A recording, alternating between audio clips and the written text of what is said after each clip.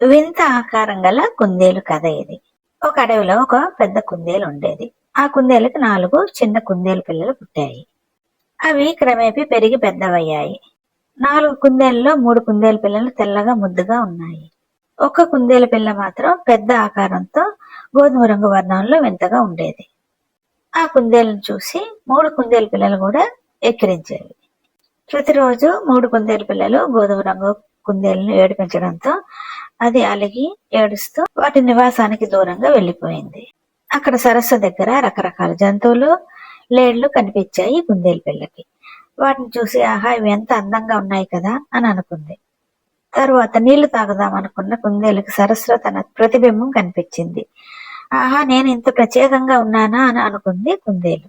నేను మిగిలిన కుందేలులా కాకుండా ప్రత్యేకమైన కుందేలు జాతిని. నా ప్రత్యేకత ఎవరికి ఉండదు అనుకుంటూ సంతోషంగా గెంతులు వేసింది కుందేలు. అందుకే ఎవరిని వారు ప్రేమించడంలో ఎంతో ఆనందం ఉంటుంది.